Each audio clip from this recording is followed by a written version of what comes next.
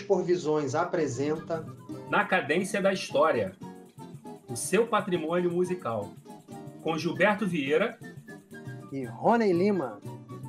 Sejam todos bem-vindos.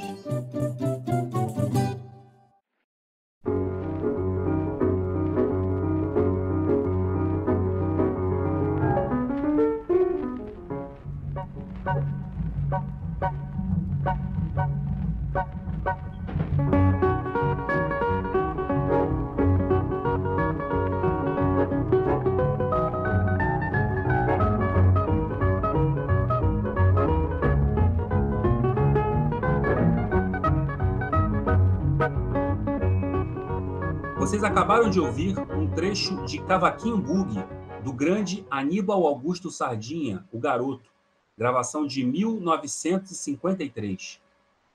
No segundo programa dedicado ao Braguinha, conversamos sobre a modinha, a polca e o machixe, e também sobre a presença da música brasileira em Portugal, já desde o final do século XIX, especialmente na Ilha da Madeira. Fiquem agora com a terceira parte da nossa conversa com o músico e pesquisador português Paulo Estereiro.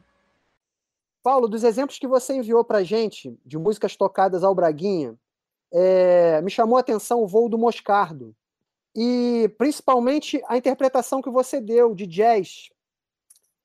Na nossa conversa, você fala desses fluxos musicais do Atlântico, e que se num primeiro momento o vetor desse fluxo ele vem muito no sentido Atlântico, vem muito no sentido Europa, Américas.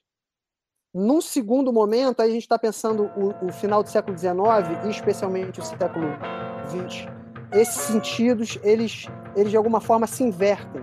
E o jazz, por exemplo, ele acaba se tornando uma música muito importante, influenciando inclusive a própria música francesa. Tem o jazz manouche, que é uma espécie de jazz francês, enfim, tem o Django aí como um grande exemplo. E aí eu queria que você falasse um pouco disso, qual foi a ideia, como é que surgiu a ideia de fazer o arranjo dessa música em jazz, e, enfim, conversasse um pouco como é que foi essa história. Essa peça, o Voo do Moscardo, portanto, no Brasil, Voo do Besouro, não é? Portanto, a ideia surgiu porque eu queria lançar, portanto, nós temos aqui na Madeira uma forte tradição de ensino de instrumentos populares nas escolas. Aliás, portanto, eu não sou propriamente, o Pedro sabe, portanto, eu não sou propriamente um músico prático, por assim dizer, porque eu basicamente tenho trabalhado mais na área da investigação, na área da história e na área da gestão, portanto, a nível da administração pública, portanto, tenho trabalhado mais em cargos, portanto, ligados ao governo. Mas decidi a um dado momento que havia pouco repertório para estes instrumentos populares escrito. Ou seja, havia repertório do século XIX, mas não havia nada, repertório quase do século XX escrito, não havia nada. E então decidi primeiro fazer um conjunto de composições originais, depois lancei um segundo livro com peças com danças, porque eu acho que as danças têm uma grande importância que muitas vezes não é valorizada no âmbito da música, portanto, mais erudita. E depois achei que era interessante também os alunos, porque aqui na Madeira o que acontece é, estes instrumentos populares como o cavaquinho, neste caso o Braguinha, cá na Madeira, entram muitas vezes em concursos, nós organizamos cá concursos de instrumentos, e eles concorrem contra o violino, contra o piano, concorrem contra outros instrumentos. E depois têm pouco repertório que seja bom para competir com o Johann Sebastian Bach, para competir com o Jules Massenet francês, para competir com aqueles virtuosos da música erudita, se assim podemos dizer, né? E então eu achei que era interessante também, não só aquelas composições que eu fiz originais, mas também fazer um livro com peças clássicas para os alunos poderem também tocar nestes instrumentos à partida populares, também um repertório erudito. Só que eu não queria fazer um mero livro de arranjos popular, de peças clássicas para um instrumento popular, e achei que seria interessante pedir a um colega, portanto, tenho um colega compositor que costuma fazer orquestrações, compõe óperas, compõe bailados, compõe esse tipo de repertório, e eu pedi para ele, neste livro, fazer orquestrações para o aluno, quando estivesse a tocar em casa, ele pudesse, de algum modo, sentir aquele poder da orquestra ou de um grupo por trás dele enquanto ele estivesse a tocar estas peças clássicas. O problema aqui é que eu, se calhar, deixei muita liberdade ao compositor, né? E em certa medida, um dos aspectos com graça foi, na brincadeira, eu disse-lhe que ele podia fazer um estilo jazz, mas estava, no fundo, brincando, né? E ele disse, porreiro, então vou fazer mesmo uma versão jazz, né? E depois ele fez essa versão jazz de fundo, a orquestração, e eu acabei por estar a adaptar o arranjo que eu tinha para essa versão de fundo jazz. Eu acho que acabou por resultar interessante. Apesar de tudo, eu vejo que os alunos gostam de tocar essa música porque é completamente diferente daquilo que é o Voo do Moscardo original. E faz também realmente bem essa ponte entre aquilo que é a música clássica do século XIX, portanto, com um estilo de jazz que aparece depois no princípio do século XX, e acabou por resultar, penso que, portanto, de uma forma interessante para os alunos, e tenho visto os alunos a tocarem algumas das peças destes livros nestes concursos, competindo exatamente com os virtuosos de piano, de violino, de guitarra clássica, e portanto acho que a função destes livros, que principalmente não eram um repertório para ser tocado ao vivo, mas um repertório pedagógico para os alunos terem peças para tocar que fossem divertidas e que pudessem entrar em concursos, pudessem tocar em audições para as famílias e pudessem tocar em diferentes contextos, que não fosse simplesmente tocar música popular.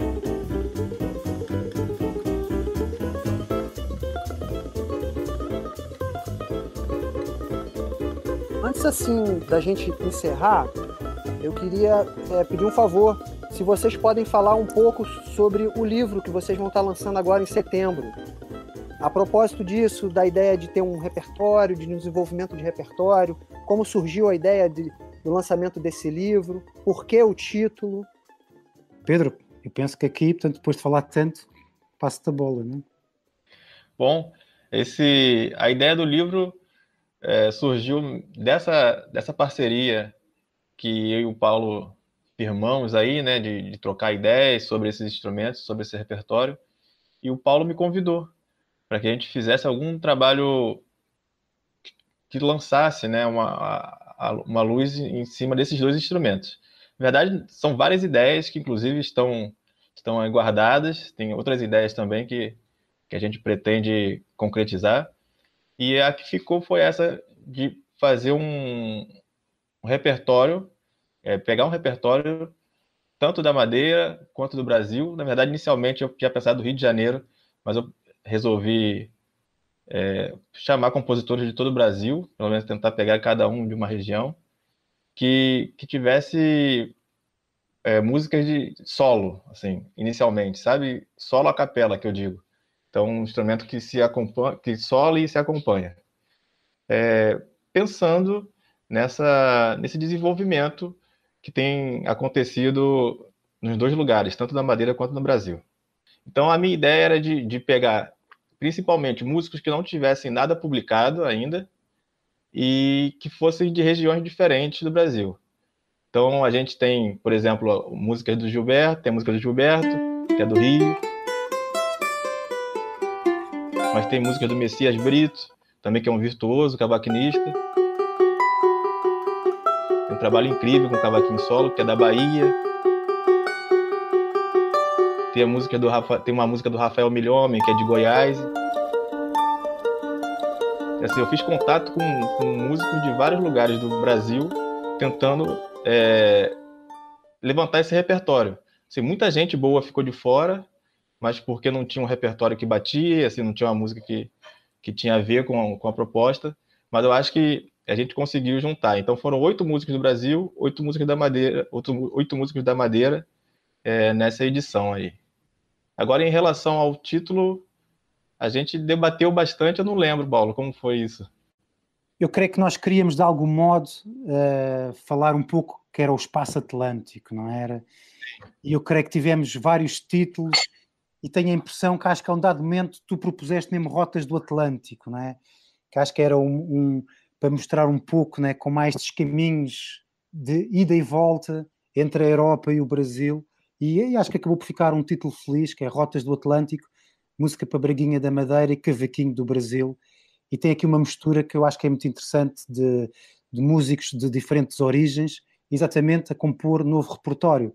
Aliás, eu penso que uma das coisas piores que pode acontecer a estes instrumentos, em que se colocam dentro de um frasco, não sei como se diz no Brasil, se é clorofórmio, quando queremos preservar uma coisa para não se mexer nunca mais, né?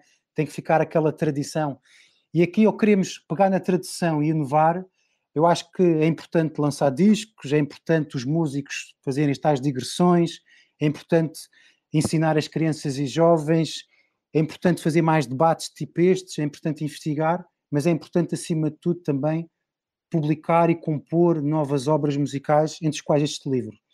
Por exemplo, no caso da Madeira, uma das coisas que me deixou muito contente é porque tem presente aqui bons músicos de jazz que se também dedicam a este instrumento.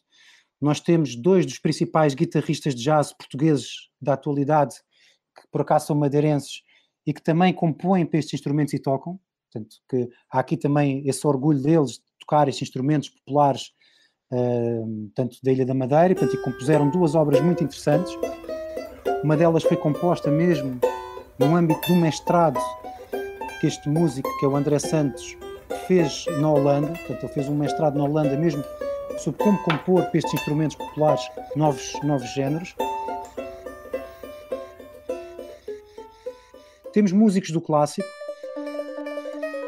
Temos um professor de guitarra clássica que infelizmente já faleceu, mas que tem uma peça lindíssima neste livro, que é a peça Vulcânica, que é uma peça de um bom gosto, com uma sensibilidade muito, muito bonita.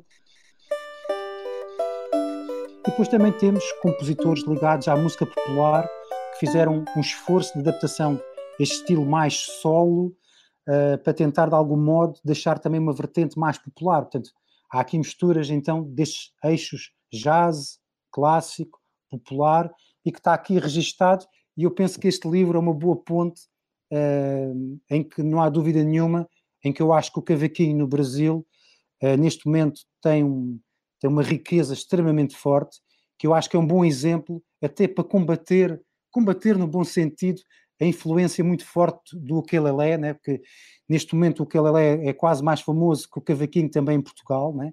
E eu acho que é importante mostrarmos que há um património, neste caso aqui do Brasil, um património também deste lado português, que já é um património diferente. Portanto, já não, muitas vezes há tendência para dizer que foram os portugueses que levaram o cavaquinho para o Brasil, mas eu penso que já é irrelevante, porque a história do cavaquinho já é completamente independente daquilo que é o cavaquinho português, e é um património tão relevante que eu acho que é importante também divulgá-lo bem em Portugal e que ainda não é bem conhecido.